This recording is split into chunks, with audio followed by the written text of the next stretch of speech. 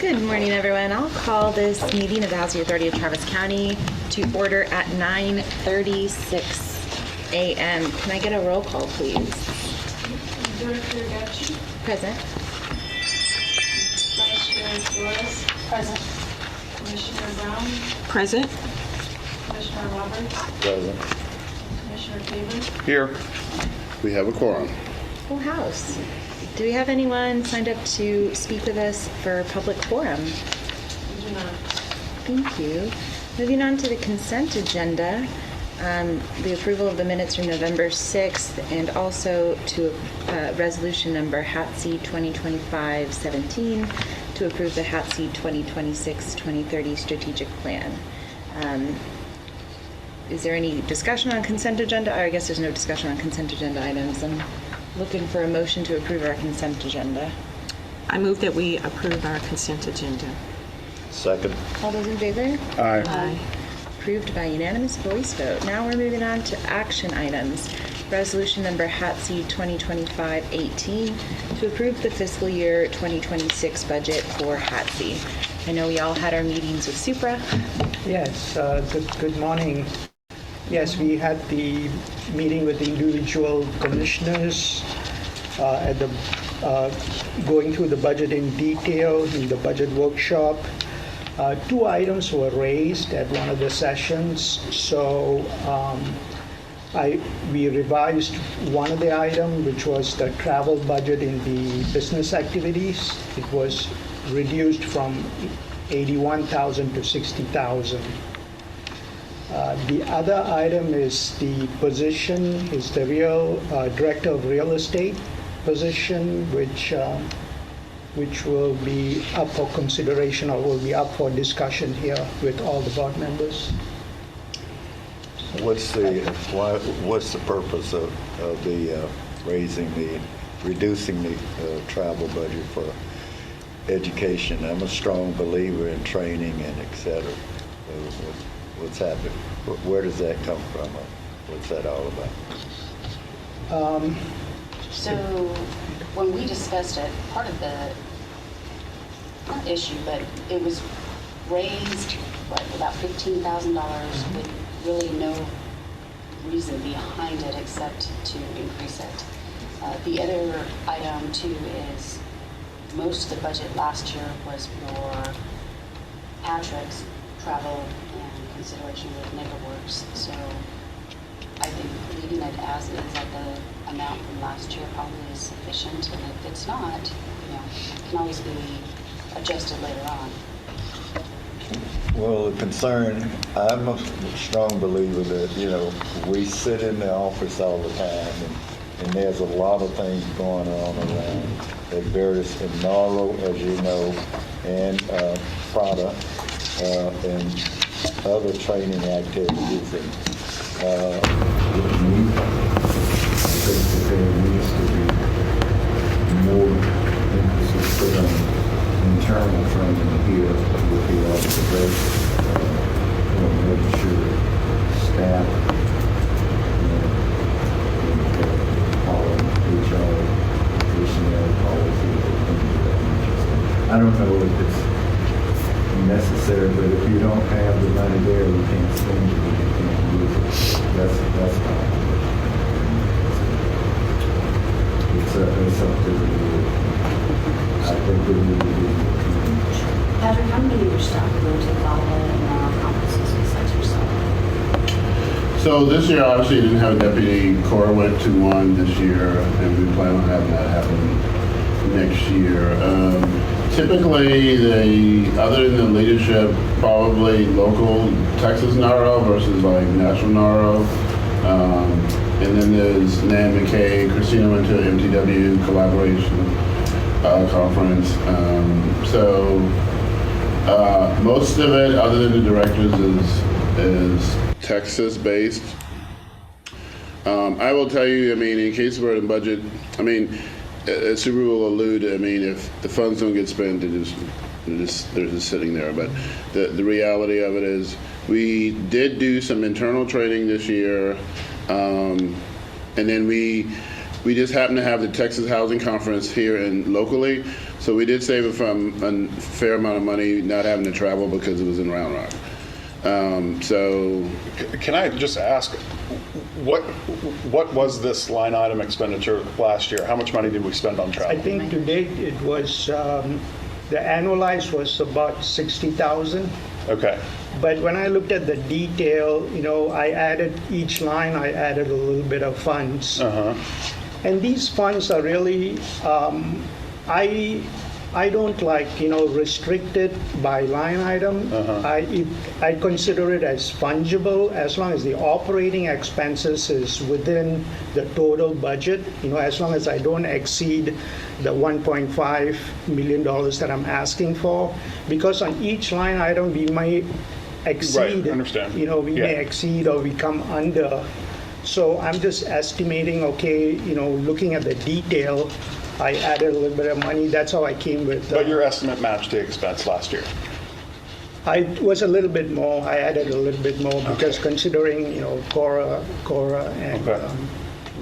would be, So Suber, is there any line item for contingency? I didn't really see anything, or you just allocate every dime that we have with no. I normally allocate every dime that we have, but normally we have position that comes, vacant, and that would be like a cost saving. We don't fill it, immediately. So, we normally have funds, savings there. Like this year, we exceeded on the consulting because we had more consulting this year. So we were able to, we are still under budget because, on some of the other line items, we are under budget. Transferred But on the money. consulting, we are over budget. But on the big scheme of things, the bottom line is what I'm looking at. Okay. Well, my position is, I think if $60,000 for travel is, I think that's pretty admirable, I think, to be able to allocate that. And if we don't have something to really qualify what the $20,000 is, I think what you're proposing is amenable as far as I'm concerned. So I just wanted to understand, it was we spent about 60 last year. Yeah. It's the annualized, let me look at it. 45,000 as of August 2025. 45,000 as of August 2025. Okay, what's the annualized? The annualized is 60, right? Annualized is at 67, but Yeah. I think, have we had additional travel since Yes. August? what month did you travel? I think it's September. It is, and Maybe in October. Patrick has been to a couple of them. If the annualized is 67, and you added a little bit more in anticipation of Cora going to some Yeah, additional and- travel, I think it makes sense to, I don't know if it needs to be 81, but I think it definitely makes sense for it to be above 60. Well, the thing is, though, annualized doesn't necessarily mean that all that money has been spent. Right. So if you look at 45 to 67, that's a $20,000 gap there, which I don't know if you spent actually $20,000 within the last 3 months. That's a lot. It is a lot. So I'm fine with the 60. I think originally you had it more than 60. You had it at 81. 81. What about splitting the baby then? I mean, to be honest with you, that amount of money, relative scheme of things, is de minimis. So, I mean, if there's a concern, we obviously we'll make a budget adjustment probably mid-year next year anyway, because that's typically what happens. And if as he said, it's fungible. So if there is a need, we can always bring that back. But I would tell you that we'll probably find, we'll make it work. Either Yeah, way. I would say, let's leave the number at 60, and then if need be, we can do it as on a running basis. Yeah, that's. I mean, any opportunity to,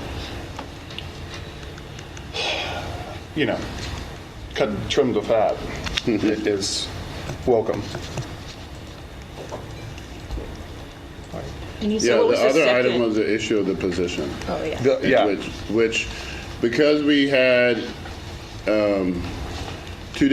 multiple sessions and we had different feedback, we felt like it wasn't something that we should bring it to allow a whole board to know exactly what the discussions were.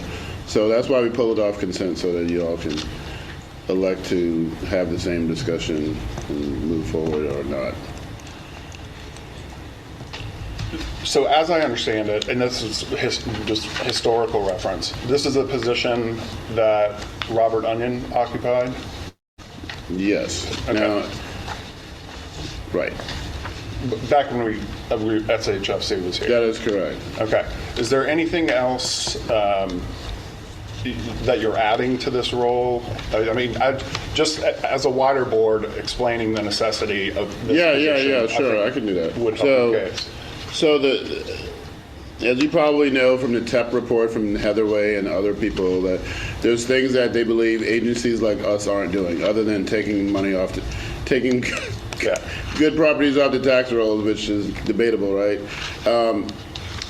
So our goal is to do more compliance, because that's the issue related to what we have or have not done. We have an outside consultant doing compliance, but one of the items on the agenda today is to discuss maybe having a resolution in response to Heatherway's report in the UT Law School, and a lot of those things contained within those does take a little bit of time, right? And they want us to do a little bit more tenant protections, looking into those things, in addition to obviously beating the bushes to do more development work. Most of our work has been, 90% of it's been PFC deals as opposed to tax credit deals, but we were never in that world.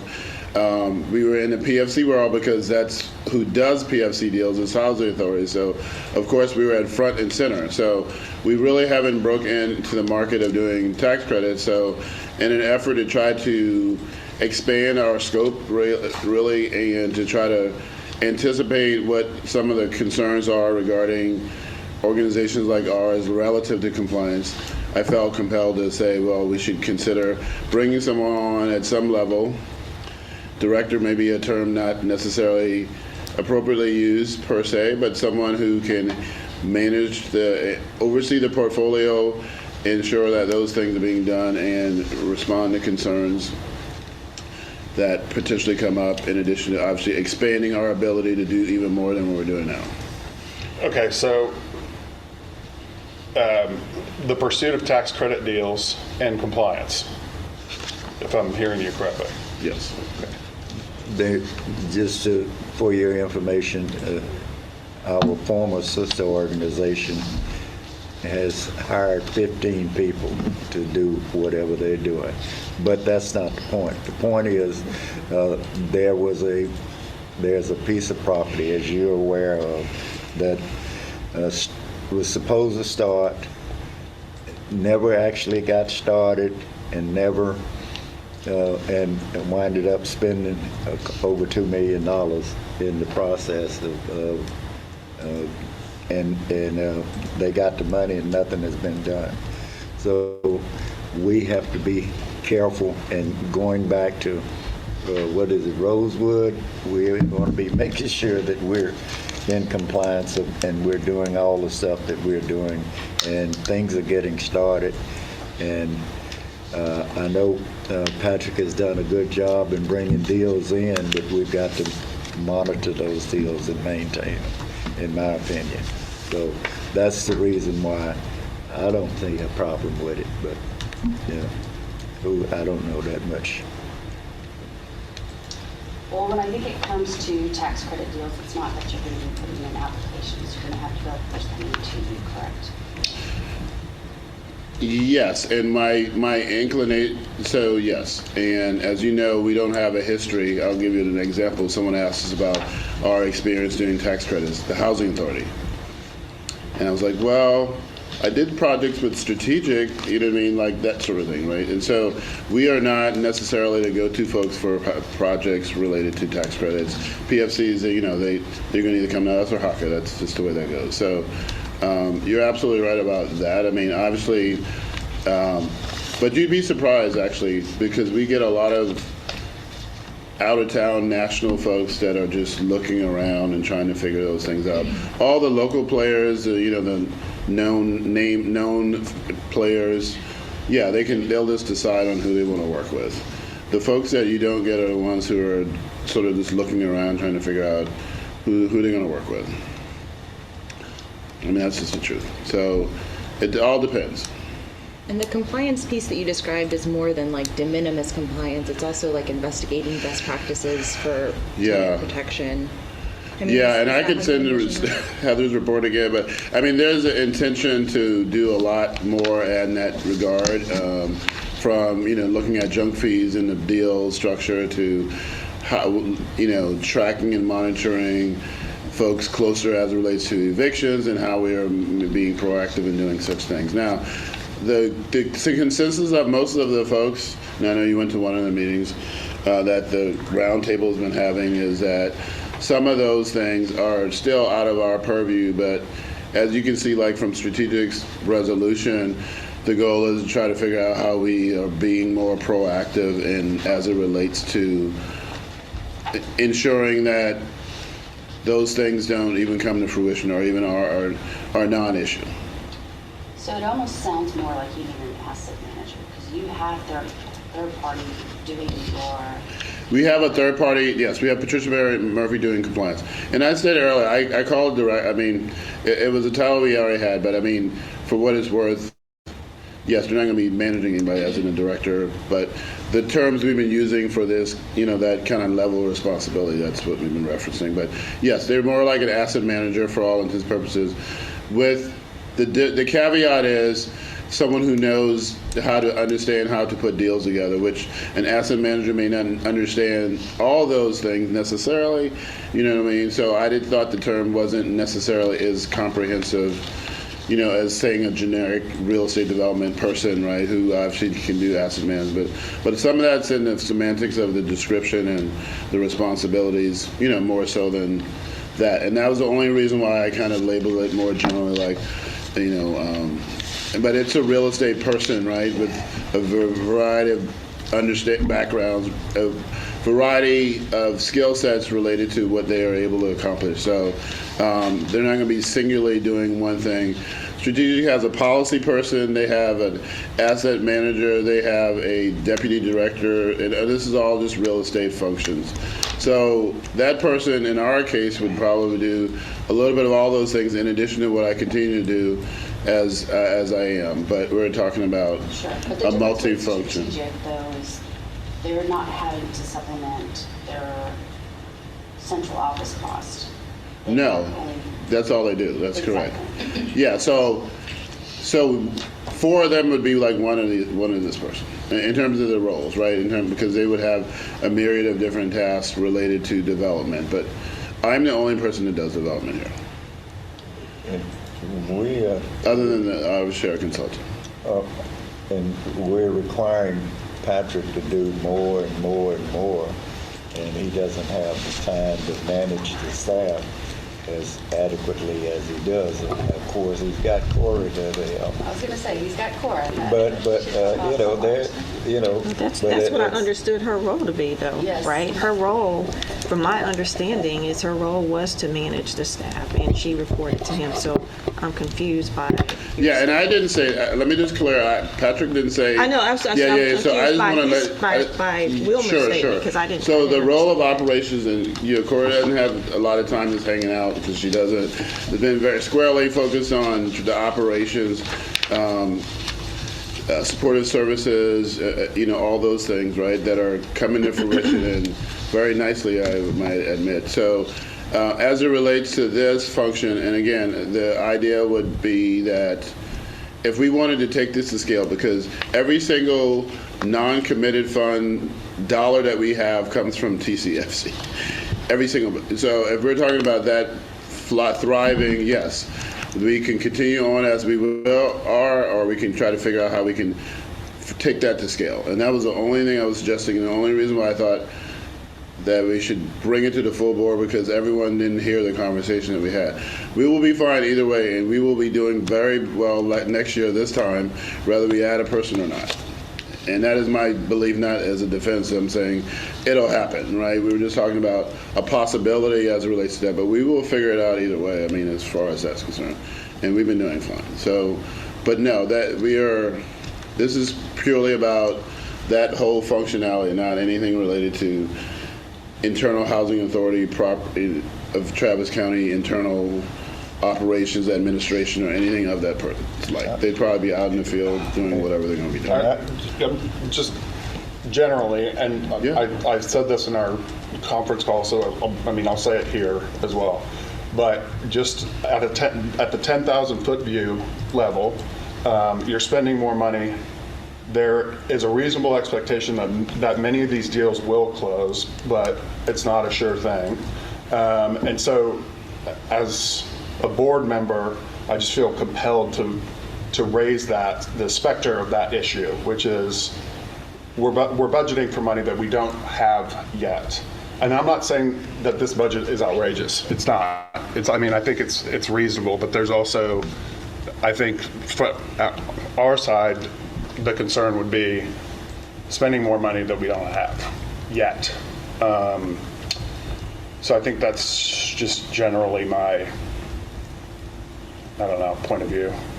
If I can just finish up, and I won't say any more, but and I hate to bring up and open up old wounds, but we looked at Carson Creek, we looked at Maynardtown, those things, more has to be done with making sure that those properties our properties that we have don't get to those points again.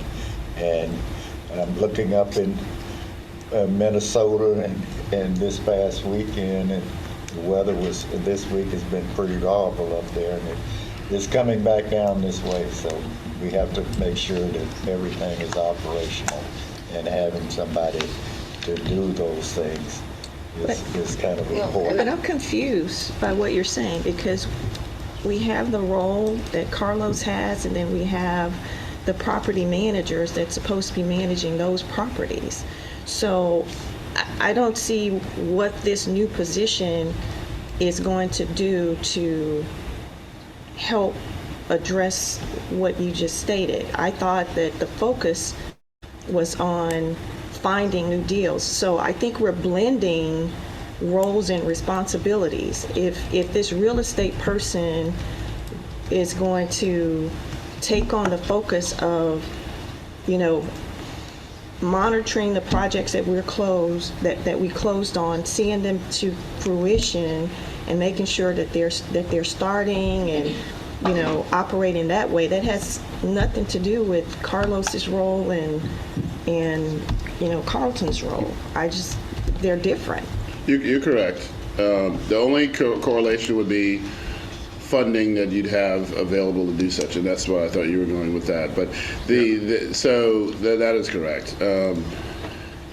So one thing you could consider is actually, again, the whole reason why it was brought up was because all of the board didn't hear the conversation. So I would agree that there's obviously concern. I think I'm going to say personally that we probably are in the best position we have been, and since we've been here, or since I've been here, as it relates to potential deals. We're always hinging on, to be honest with you, until we started spending money on capital improvements, we were always probably budgeting, projecting, and forecasting what we potentially might have. So that is not anything new necessarily. There is a little bit more risk, but we do feel more certain because of the number and the likelihood that those things are going to happen. So I do understand the reluctance or maybe some hesitance. I do feel, though, that we are probably in the best position possible to be able to achieve what we think we are going to achieve, versus maybe a year ago from now, or a year ago. So one of the things you might want to consider is maybe in next year's budget, depending on how things go, we might want to consider it then, because if these do come to fruition, we're going to have a whole lot more to do as it relates to compliance and the like, and we can revisit that then. So again, there's no real push per se. It was really a thought about where folks were, and I do understand that all my counterparts have someone who's working on these things. Right. Yeah. And I'm the one coming to the meetings talking about those, and it's probably at some point, sometimes it gets a little bit much as it relates to that, but we can continue to work on those things. Sure. and get. Yeah, my question is, logistically, you could come to us in 6 months and say X number of deals have closed. can we now go hire this person? Of course. Right? Yeah, of course. Okay. I mean, just Yeah, there's always it's such options. precarious budgeting. That just it's not what I'm used to. Yeah. And so I think that would be great if we could Yeah. let some certainty come into this before I think that's we a hire great someone. idea. I agree with your position completely because I hear you saying, you know, you think this role would be beneficial to the organization and you need some support in this way. And so I'm inclined to say yes, if that's what you think you need. But then I also heard you say that you don't think it's like necessary at this time. You think we could carry on as we are, but at some point it might become necessary. Yeah. So I'm inclined to agree with Commissioner Cooper. Can Cora be brought into some of this too, to get some training on your behalf? We're working on it. I mean, I'd be honest, we have been, yes, we have, she's done an excellent job, and I'm talking to her like she's the third person she is. So, and yes, she is being brought into the deals. But that's a lot. I mean, there's a lot to take on in understanding organization. So there is work to do, and we're playing, I don't say catch up, but I mean, there's some critical things that we wanted to get done. The strategic plan was one of them. Obviously, Carson Creek getting across the finish line was another, and some of the other work being done. So in FY26, yes, there'll be a little bit more of that going on as it relates to it. But we do need someone like, you know, beating the bushes, doing a little bit more of that I wouldn't necessarily say that either one of us would be the ones doing some of that, you know what I mean, as it relates to it. But I certainly see the need Yeah. for the organization to have somebody who's chasing different types of deals, Yeah, things like that. So yeah. certainly understand. I did want to bring up one other item, and that is with Travis County Facilities Corporation, we have the projected reserve of $4 million. I think it's on page 14. As of For the 2026 budget, that's what we're projecting. 2026, Yes, page 14. Oh, what was it, 14? yes. If we get all the $8 million in revenue, yes, that will be a $4 million in the TCFC. And then the set aside will have a $7 million. Sure. Yeah. So going back to when Commissioner Paver and I had our discussion with you, if we only receive half of that, then we're looking at maybe how much towards reserves? So if you're projecting right now $8 million by the end of 2026, so if we only got $4 million, would we have anything left for our reserves? And I think that's where we just had the concern over this position. We just want to be as tight with this budget as we can, just because everything is up in the air. Well, the 8 million is based on what, we have, it's completed at our end. It's not like, it's already been approved by us. They're It's been just approved, waiting but for it just, exactly, we're waiting for it to be funded. Yeah, waiting for the projects to close. So I wanted to go back to the strategic plan. So one of your items on there is to have 2 years of emergency or operational funds. So basically your reserves. So we're looking at, you want to always have at least $4 million in reserves, correct? If your operating budget is at $2.5 million, so maybe $5 million in reserve? In 5 years, yes. So as far as the plan goes, not year one. So just understand that obviously over time you will talk about things being accomplished. So if you're like halfway toward the goal at end of year one, in year two you may be 75. By year three you're whole, right? So yes, you are correct that the ultimate goal would be that, but we don't necessarily anticipate that happening immediately. The other concern I have is, I said I wasn't going to say anymore, with the way that things are going in Washington today, everything is being cut, and we're not getting the proper funding or delayed funding, and SNAP benefits was just recently stopped, and all these things that are happening. And there's a 40-hour required, 80-hour required to work a month. All these things are coming up, and so we have to be better prepared to take up some of these costs that we've been used to getting from Washington. Yeah, it's definitely a balance. I mean, you want to try to get more revenue, and you got to figure out a way to do that. I mean, so we're trying to consider all those things at the same time. So yeah, but I think the idea of revisiting is a good one. So that would mean a reduction if an amendment. Okay, how do we do that? So when you make the motion, you'll say as amended, which would reflect the reduction in the position and the benefits, which we can either do a quick calculation. I think he has that split out. I think we have it split out anyway. I think, One position shouldn't be that much. Or it could just be as amended with the split out. understanding of Yeah. the number Yeah. being whatever that is. I think the salary and benefit was budgeted at 170,000, so if I take that out, You can just remove, Yeah, we I'll can make a remove that. motion to approve the budget with amendment.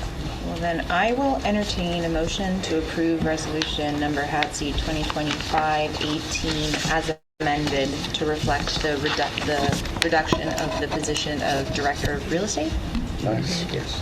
But you can't make the motion. Well, I'm just asking for that motion.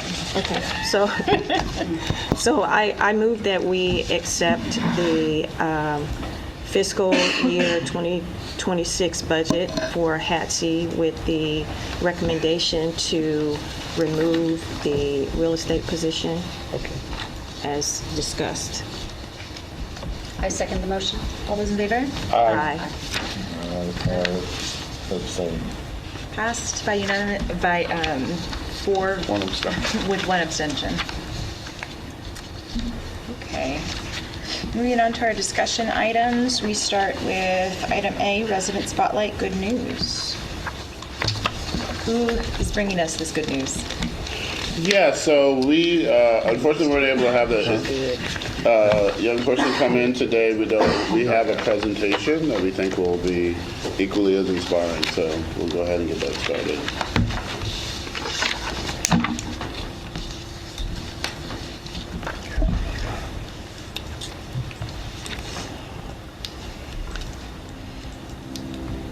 Hi, my name is Brenda, and I'm the Family Self-Sufficiency Coordinator at the Housing Authority of Travis County. I'm here today to introduce Patty Galindo, who has been an FSS program participant since May of this year. Patty Galindo has been doing wonderful as an FSS participant, and we are so happy to have her here to share her story today.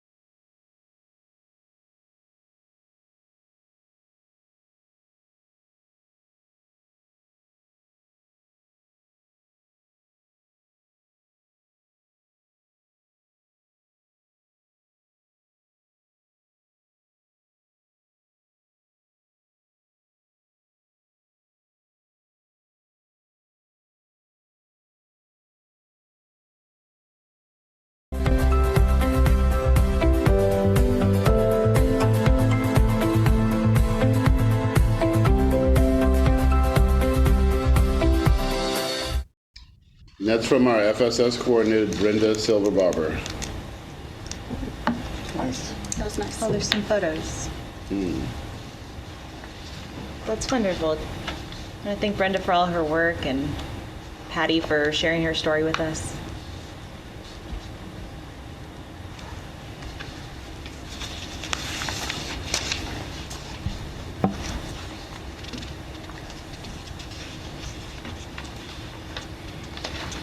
Okay. It's incredible. Thank you for sharing that with us. Thank you. That brings us to discussion item B, CEO Executive Director's report. Yes, so we put these items back on discussion.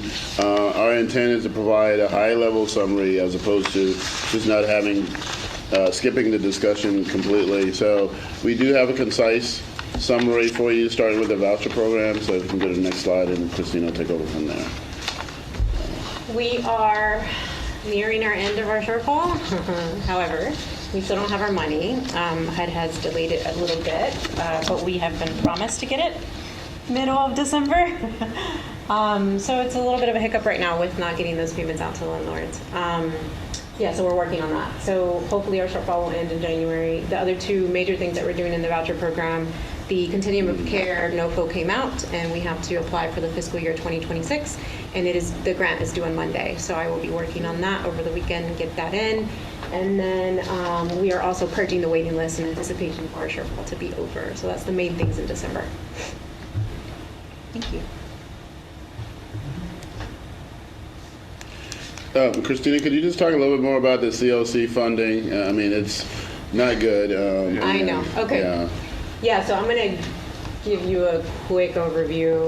So the NOFO come out, I don't know if you all remember, but we were supposed to be granted funding for 2 years, and that got taken away with this administration. This NOFO kind of came out on us really quickly, and there's a really short time to get it in the competition, and then because I have to submit the competition, we have to find out if we're going to get more PSH dollars, permanent supportive housing.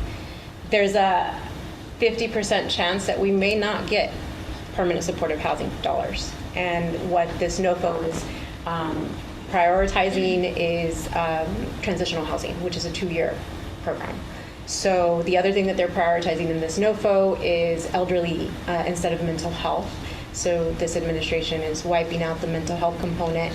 We are lucky that 56 of our clients out of the 77 that we currently serve in Continuum of Care meet the elderly requirement. So we're confident that we're going to switch our target population as they have instructed us to do. And we're hoping that we get some PSH dollars and keep it in the community. We've been talking to our collaborative ECHO, and there's about $8 million that's needed in the community for all of us, which is Caritas, LifeWorks, HACA, Integral Care, myself, right, HATC, and we're expected to get about $4 million. They're also prioritizing PSH site-based projects. So those are apartments where there's PSH there, as opposed to vouchers, right? And so there's about $1.6 million that's already being allocated to the PSH prioritization. There's about $3 million that's going to be split between all those entities that we discussed. So we will not be funded fully. Yeah, that's over. Okay. There's some plans in place for the 20 that may not fit the criteria. With this shortfall, it did allow us to come down on the numbers of the leasing, so I'm confident that I can not make those people homeless and put them into an HCV voucher per our policy. There's also a couple of spots in the mainstream program that I can put them in if they qualify, but it's a really tough time right now with our COC. And question, just on clarification, for landlords, they never received their HAP payment For December. December, okay. November, they're fine. So have Yes. you started receiving any calls yet from landlords? Yes. Lots. Yeah.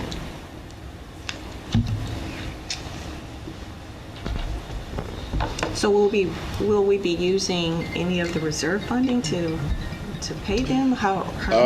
That's the internal plan. Any projection? With the understanding, Say any projection on what the amount of coverage would be? 630, 680. 680. 680 or 630, one of the two, yeah. It was close to 700,000 that we're requesting. And so right now, we're not getting very many answers from HUD. The funds have been approved, it's just they haven't allocated. Because of the shutdown, everything is delayed. I think there's, 30% of the housing authorities in Yep. this situation. Yep. So there's a lot of housing authorities in the same situation, waiting for shortfall funds. When you say there's about a 50% chance, is that a 50% chance that we get 2026 funding at all? Correct. Ah, okay. We may not get anything. Well, I applaud you for having so many contingency plans and trying to make this all work during a very difficult time. There's also some communication within the collaborative with all of us of how do we, if we don't get PSH dollars in the community, because we want to keep permanent supportive housing. But with this new NOFO, they're not prioritizing what we as a community and have done in the past. So there's conversations about can we position them in different agencies, but so many agencies are losing funding, we just don't know right now. But we are having those conversations. So going back to the internal discussions with the landlord payments, when are you looking at possibly taking from the reserves if we don't receive payment from HUD? Yeah, so that's with me. So I wanted to talk to a couple members of the board to get some notion about the guidance and direction, obviously without breaking quorum rules. So I feel fairly confident that we're going to move forward in the next day or so to go ahead and make that happen, as of today.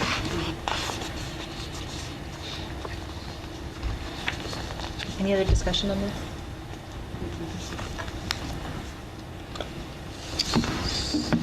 So does that bring us through to, does that conclude the CEO executive director's report? No, affordable housing on the next page. Okay.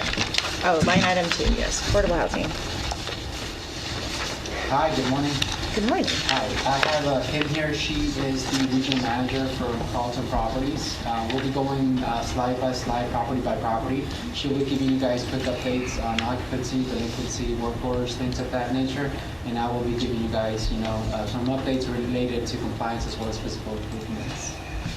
We can go ahead and get started with Eastern Oaks. Good morning. Morning. So Eastern Oaks, we are currently 97%. Turn the mic around. Actually, it's a recording. Sorry, lost on my job. Eastern Oaks, we're currently 97% She might need to come up front occupied. because her voice is really soft. Yeah, so right up where it says guest speaker, if you guys both will move up front, sorry. Oh, okay.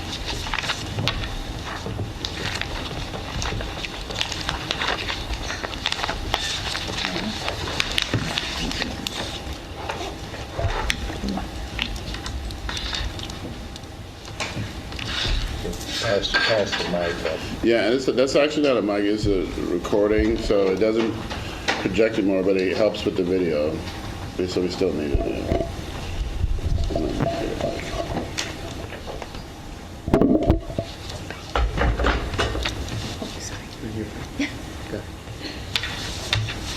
Good morning. So Eastern Oaks, we are currently 97% occupied and 100% pre-leased. Our total delinquency right now currently, that we're at closeout and after, is $1,200 for total. Our current is $894 and 30 days is at $306. For Eastern Oaks, we had a total of 16 work orders. And it basically was just basic things, light bulb, AC capacitor, doors, another light bulb, wasp nest, just general things, normal wear and tear. That $800 that's current, do you know how many people that represents? Is it a lot of little delinquencies or a couple? It does make up to a lot of little delinquencies. I have it right here. Let me take a look at that for you. So I have one that is 500, and then the rest, and she's on a payment plan.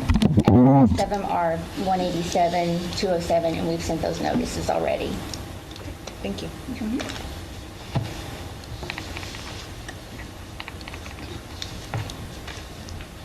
As far as it relates to compliance, we are developing a phase-out plan for the first quarter of 2026 related to the Inspire inspection that we've had.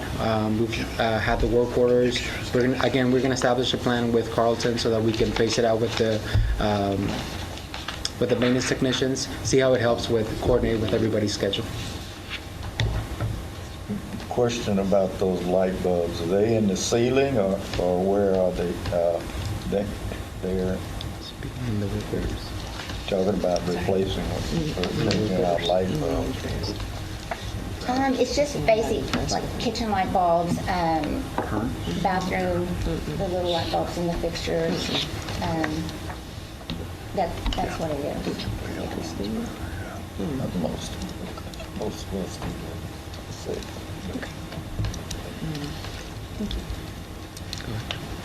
So moving on to Summit Oaks. So we are currently 92% occupied, 92% leased. Our total delinquency is $5,739. Current is $5,264, and 30 days is $475. We had a total of 32 work orders. 24 of those were preventative maintenance. And preventative maintenance is AC filter change, smoke alarms, batteries, light bulbs if we're in the unit already, gaps around the refrigerator, leaky faucets, running toilets. So we keep that, we do that every quarter. You said there's about 5,200 that's current delinquent? Current, yes. And again, is there a small number of people that represents the large portion of that? So there's a few on here that I'm working on. We've had some rent changes that we haven't, I'm researching to see if they apply or not. So those are, you're going to start seeing that go down because it's going to be like when they do they're not working anymore, the extra funding goes to HUD. So in the resident portion changes. So I've seen a couple that kind of pop out and I have those circled and I'm going to be looking at those, researching those. And those generally go back, I mean, I've seen a couple that go back to 24 just because you have to go back so far to adjust the ledger. So some of those amounts will definitely be shrinking, decreasing. Thank you. As it relates to compliance, same thing with Summit Oaks as far as the phase-out plan for the Inspire inspection that we've had. Also, the deficiency for the TDACA related to the on-site review. We submitted the information over to the compliance department with Carlton. They will be submitting the response over to the TDACA. We'll just be waiting for the response on whether or not they approve it. As far as the physical improvement, they're still installing the screens. The only pending screens there on the property are the ones for the office building, and then we'll be restriping the entire property the first quarter of 2026. Any questions related to Summit Oaks? No. Okay, so moving on to Alexander. We are 94% occupied, 94% trending. We total delinquency is 8,562. Current is 6,237, and 30 days is 111. That is also some of the corrections that I want to look at, some of the ledgers. We have,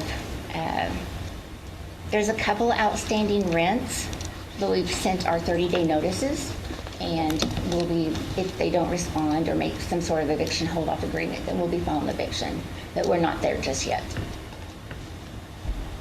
And we do send packets to get assistance. We don't want to file eviction, so we try to do everything that we possibly can. And churches, just everybody, different organizations.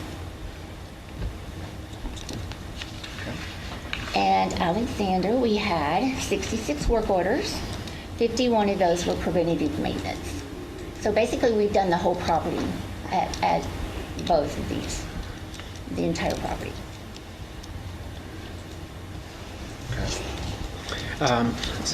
Sorry, excuse me. As it relates to the compliance, again, same thing as far as the other oaks. This is the same phase-out plan that'll be dealt with for the Inspire inspection. It's the same thing. Now with the TDACA, both Alexander and Summit Oaks are combined as one property. Therefore, the same deficiency that was there for Summit Oaks is the same one as for Alexander Oaks. Everything's already been submitted. Again, we're just waiting on final improvement. Same thing with Alexander Oaks. We are dealing with, only the screens at the actual office building. All the other screens have already been installed. And then we are restriping the entire parking lot as well. Carlos, quick question on the Inspire inspection. Your next inspection will be in 2 years from now. Is that correct? Inspire, is it every 2 years? So the current Inspire inspection that we had, this was a third party. This wasn't an official Inspire inspection. We're just trying to get proactive for the actual Inspire inspection to happen. Okay. When have you received notice from TDHCA? No. As far as actually, we've had a recent one. It should be within a year or two, if I'm not mistaken. Because if I'm not mistaken, it was late 2024 or late 2024 when we had the Inspire inspection for Alexander Oaks.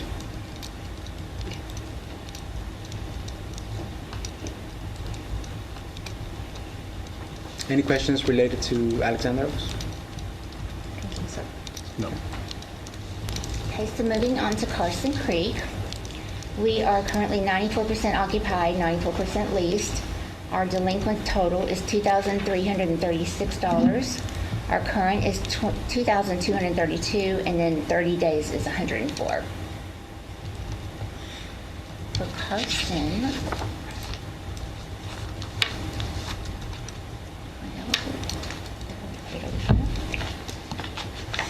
so we do have one individual that is making payment plans on their rent.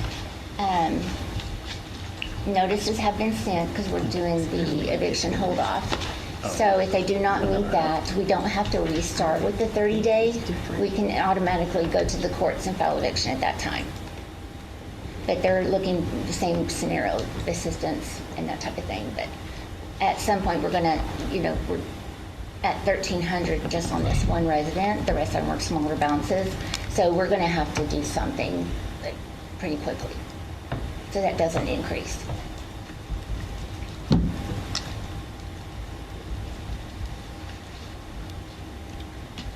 Is that it? Oh, I'm sorry. So we had Carson Creek. We had 2 work orders for the month.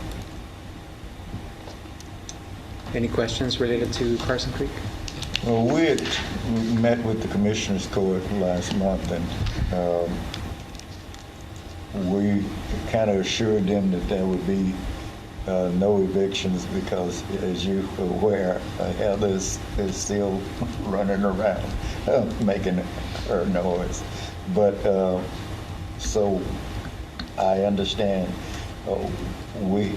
because there's a lot of folks giving money away, and so we have to evict people. We need to make sure we've explored all of our resources. Absolutely. And do as much as we can. And what I've also been doing is, because I'm seeing weird things, so now I'm really getting my arms wrapped around the properties, just like some in Alexander. So when I see things like that, I also go back through the ledger just to ensure we didn't miss a rent change. It's just something. So I kind of dig into that too. And we've done, like in-house here with the Housing Authority, we've done an additional step where we're going to be looking and reviewing those that are, let's say, red flagged as eviction possibilities, right? So we'll give it a last look before it actually reaches to that stage. Again, just to make sure that we have everything all the proper notices have been already submitted. It's a correct and true balance, right?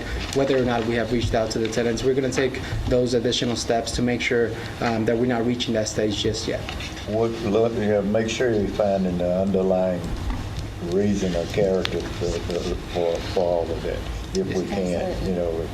If they're not being honest with us, then it's not a whole lot we can do. Of course. Carlos, is this a legacy tenant or a new one? Because the rent structure did change. I mean, it must have been someone new because the It's rents a new were one. the same. Yeah. Okay. So the rents did increase, to market standards. Obviously, the folks that were there, we didn't raise the rents on them because of concern of why, for various reasons. Just as an organization, we will continue to focus on that. Cora will tell you, we have an intent to really ensure that we are, as soon as there's notification of such, in addition to what property management is doing, we're going to really try to figure out if there's other resources out there to make sure that this doesn't happen. So it's unfortunate. They've only been there a few months, and so they were already in a situation. So we'll look into that a little further, try to figure out whatever else we can do. I think the commissioners really discouraged evictions during the time period in which we were unsure if other benefits were going to be coming through. That is correct, yeah. Do we know if that's been alleviated for our residents? The threat of SNAP not coming through and... Correct. Someone else could maybe speak on it a little better. The SNAP benefits were reinstated. There are some different requirements. So some of the funds were late, but it looks like the administration was talking about removing those benefits again. In December is what, not in December, again, in the next month or so. So I'm not sure where we are with that. So as far as the residents, so what we are doing, right, we're also waiving off any late fees, let's say, if anything happens, right? So we're not even considering those going forward, right? Now, the residents haven't, let's say, voiced out to us that they're running into these type of issues just yet, although if they do, obviously we'll take the proper procedures to make sure and assist them in any which way that we can. And so that could look in different ways, right? Let's say payment plans, right? How can we help you so that we're not getting to the whole eviction process, right? Which is why HATC is going to step in if any of those are, let's say, red flag, and they're leading towards that possibility of the eviction case. There has to be also some confidentiality there too, on their part. Right.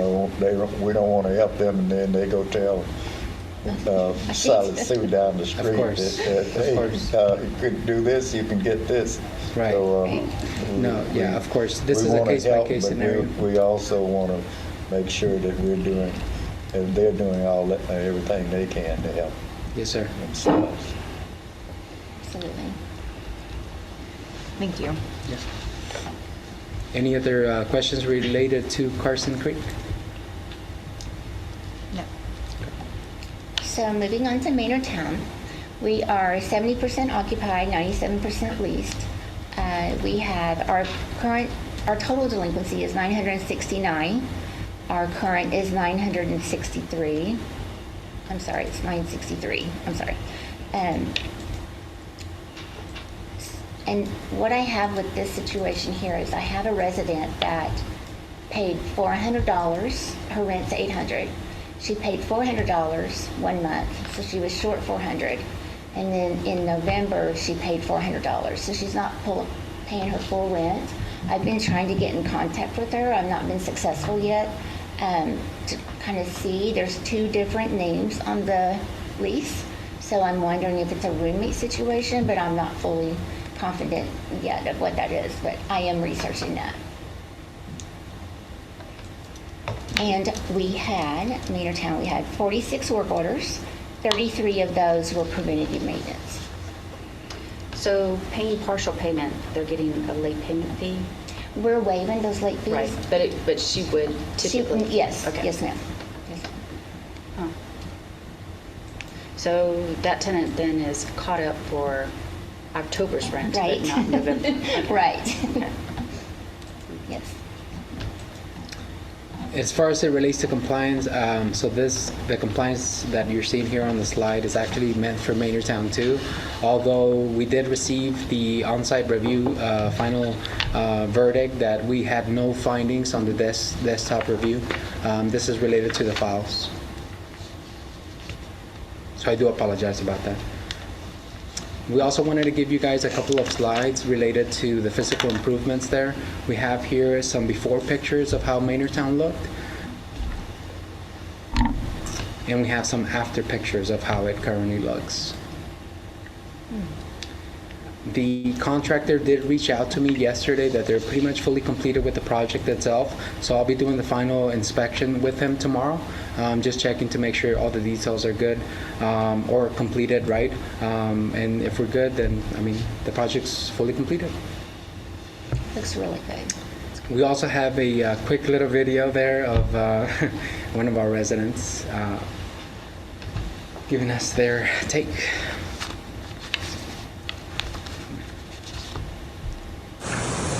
Hey, how you doing, Harvey? Hello, how you doing this morning? I'm doing well, man. What do you think about this paint job, man? The repairs, everything that's going on? I'd like to let everybody know, True Diligence, the company here, has located some crews to come out and refurbish these apartments. They look wonderful since I've been here. I understand it took a little time, but patience paid off. If you come out and look at the establishment now and before and after pictures, you will be amazed at the difference they have made in this property. I am now proud to say that I live here at Maynardtown number 1. Awesome. I'm glad you love it. Thank you for being part of being a part of our housing authority family. Please let us know. Keep us updated with anything. If you see anything that's happening, obviously let us know. But I'm glad you really love being part of our family. I'd like to thank everybody at the Housing Authority for doing such a wonderful job and let them know how much we appreciate it. All the staff members, the maintenance people, and everybody in between. We thank you and God bless you. Thank you, Harvey. Thank you for sharing that with us. Yes, of course. Question over Maynardtown. So you said it's at 70% occupancy? Yes. So the units, are they offline for They're repairs? offline because we're doing some renovations. Yes. We do have all but one leased. We're restarting their paperwork. Paperwork's only good for 120 days. So we're reinitiating all the paperwork, so we have to get all the documents again for a movement of the first week of January. Perfect. Yes, ma'am. Any questions for Maynardtown? No. Awesome.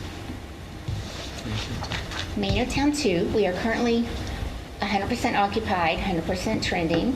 The total delinquency is 1,348.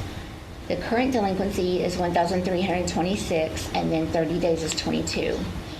We had a resident in 206 that we just received keys on Tuesday. She can no longer live alone. She has to get a caretaker or assisted living. So she turned in her keys, so that will take care of that delinquency right there. This was just a closeout, so that will go away. And we had 8 work orders, completed all 8.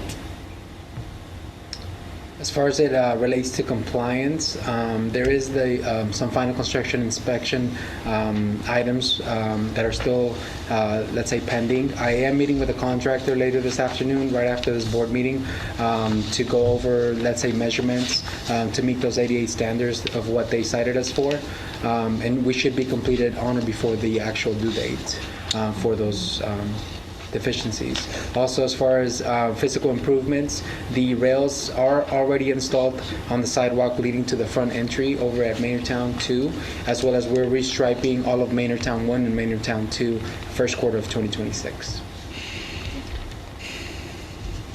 So Carlos, the TDHCA deficiencies, you said there were 88 issues? Yes. Is it just placement of switches or? No, actually, it's under the kitchen sinks. There were some exposed pipes that we needed to make sure and cover. Yeah. Yeah. Okay. Thank you. Any other questions? Any questions? Thank you. Thank you. Thank you. Thank you. And taking us to item 3, HATC Finance Report for period ending the 31st of October 2025. Yes. So we are actually in the last month of the fiscal year. The report is through October 31st.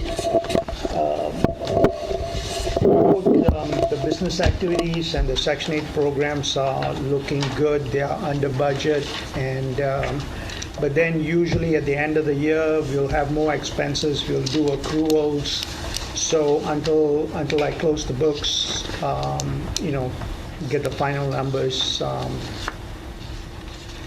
But at this point, it's both business activities and Section 8 is looking good.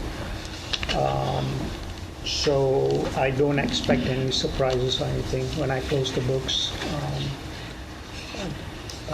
So the properties, the revenues has been less because of course, like Maynard Town, they are doing, they've got vacant units. But I haven't transferred as much funds as I budgeted last year. So in that sense, I'm going to have more funds in business activities. I only transfer funds as they need them. Right. Yeah. So that's pretty much it. I can answer any questions. Any questions for Super? Thank you. And that brings us to upcoming annual elections. So just a reminder that you'll be having elections in January. You've approached it a different way, so just wanted to remind the chair and the board that a process should be developed, and whatever you want us to do as staff, we can make that happen. Okay, we will develop a process. Isn't it customary for a 2-year? The bylaws say you can serve in a capacity for 2 consecutive years. In terms of how you go about that, I mean, it would be up to you all, but certainly, yes, that opportunity does exist. But 2 years could be 2 years in a chair or vice chair, but it's the leadership, right? So there would still need to be a process of going through and voting. We don't want to do anything. We can take a motion today if that's what you want. Everybody. Well, and we are losing a vice president and a vice chair. We are. Okay. Oh, okay. So we're going to have to reallocate at least some of that work with great difficulty because you carried a lot. But yes, thank you for the reminder, and we will develop a process to deal with those annual elections in January. Okay. Board reports, human resources. Is there anything to report from human resources? No report. Thank you. Real estate committee, anything to report from the real estate committee? No report. Thank you. 50th anniversary committee, anything to report? Cora, I'll let you on since you did our list. Sure. Well, we are a week away from our 50th gala anniversary, so we're extremely excited. We're getting sponsors. Actually, we just got 2 yesterday, so we're at 13 sponsors so far. So we're really excited about that. And let me just say, 2 of those are county commissioners. It's wonderful. Yeah, so a total of 3 Commissioner Court officers gave us sponsorships. Oh. So, yes. Oh, okay. I know. So we have a total of 13. Our booklet is done. We will be having a 50th gala booklet of the HATC agency, and that's already been done. It's at the print shop right now. Finalizing the agenda as well, just to see, what that night looks like. Maybe some of the board in front of me would like to be part of that as well, to come up there and maybe do a welcome remarks or any other type of remarks you would like to do. Let me know. Finalizing that agenda tomorrow to get it to the print shop. We have all of our items that we will be giving as tokens of our appreciation to everybody that's attending. We have really did a lot of mass emails and boots on the ground with letting our residents be aware of this, opening it up to all of them. We have a really good turnout of them RSVPing, so we're really excited that we're going to have several residents, program participants coming to our event, a live band, but very soft music, Mr. Robert, but that will still be enjoyable. And you'll be a historical timeline. So we have a timeline for the 50th years. It's going to be interactive. It's going to be a great memory of just showing what HATC's done in the 50 years, and a couple of photo booths if you want to do a fun 360 or the traditional photo booth. We have those as well. So yeah, we're excited. To get a board 360 shot. Yeah, the 360 just go all the way around. Would you like to give the board or show them your special gift that you're giving them? It's on my desk. Yes, sir, one is on my desk. So why don't you give it to them in advance so they can see Okay, it? yes, sir, I will give it to them in advance. Yeah. So, yes, so I have an item on my desk, so we're excited, a week away. But, yes, ma'am? Just one question, and that is transportation for the residents. Are we providing van service to and from? If or- they are in need and have asked, then yes. Okay. We are working on that right now. Perfect. But also let you know, we still have some few seats, so if you have anybody you want to put the word out, we are definitely have a couple seats still available. And of course, open for sponsorships until the night of the event. Thank you so much for your work on this.